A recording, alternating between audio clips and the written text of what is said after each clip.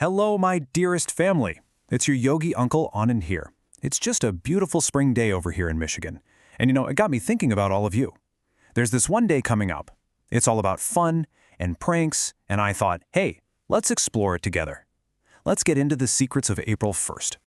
Yep, this one's for all of you. For my grandson Alex, all the way over in Germany, for my wonderful grandnieces Gia, Tara, and Sarah up in Canada, and of course for all my nieces, nephews, cousins, and siblings spread out all over the world.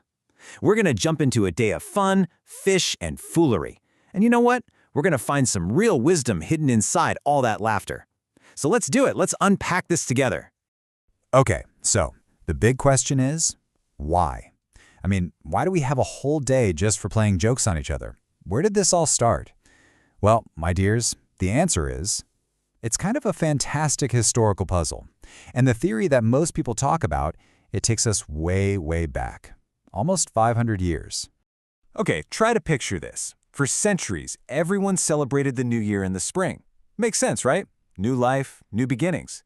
But then, in 1582, Pope Gregory XIII comes along with this brand new calendar, the Gregorian calendar, and says, nope, scratch that, the new year is now January 1st.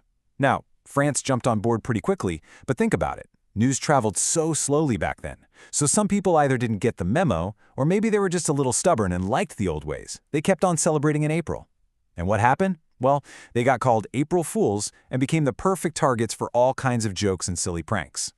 But wait, here's where the mystery gets even better. Historians found this old poem from 1561. Now that's more than 20 years before the Pope even made that big calendar switch. And what does the poem talk about? A nobleman sending his servant on a fool's errand on April 1st. So that tells us the tradition was probably already bubbling up in Europe, which means the true exact origin, it's still a wonderful mystery. And really, it just goes to show you that this idea of a spring festival for foolishness, it's not totally unique. You look back at the ancient Romans, they had this festival called Hilaria, a day for joy and costumes. In India, of course, we have our beautiful, vibrant Holi, full of color and so much playful mischief. And the Celts, they even had a god of humor. So April Fool's Day, it's really just one branch on this very old, very human tree of laughter.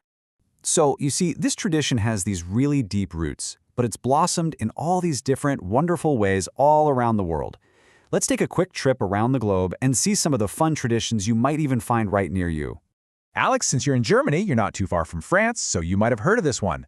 On April 1st, they celebrate Poisson d'Avril. That literally means April fish. The classic prank is for kids to try and secretly stick a little paper fish on someone's back. Why a fish? Well, it's a symbol of being a bit gullible, easy to catch, just like a young fish in the springtime. Then you go up to Scotland, and they get so into it they stretch the fun out over 2 days. The first day, April 1st, is called Hunt-a-Goak Day. Now, a goak is a cuckoo bird, but it's also their word for a fool. And the big prank is to send someone on a totally pointless errand with a sealed message. When they get there and deliver it, the person who reads the message just sends the poor goak off to someone else. The prank can just keep going and going. Now in the UK, they have a very, very specific rule. Pay attention to this one. You can play all the pranks and jokes you want, but only until 12 o'clock noon. That's it.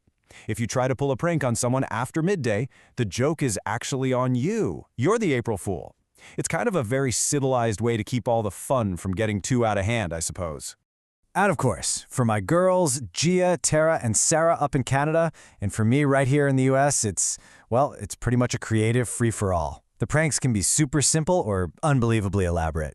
Even huge companies, like Google or Coca-Cola, they get in on the fun every year with these hilarious fake product announcements.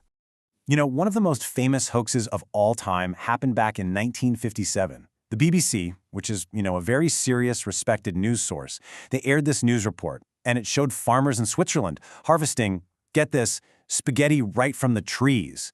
They said there was a really mild winter and it led to this amazing spaghetti crop. Can you believe it? The BBC was absolutely flooded with phone calls from people who wanted to know how they could grow their very own spaghetti tree. Okay, so all this talk about pranks is a lot of fun, but it brings us to something really, really important. A life lesson, you could say. A joke is only ever a good joke if it comes from a place of kindness. It has to be about sharing a laugh together, never, ever about causing harm or making someone feel small. So here's the golden rule, right? A good prank is one where everyone laughs, and that includes the person who is pranked. It's got to be harmless, clever, and temporary. It should never ever cause real physical or emotional pain, damage anything, or turn into something mean, like bullying. At the end of the day, laughter is supposed to bring us together, not push us apart. And you know, this brings us to maybe the deepest part of our little journey today. What's the real wisdom hiding inside all of this silliness?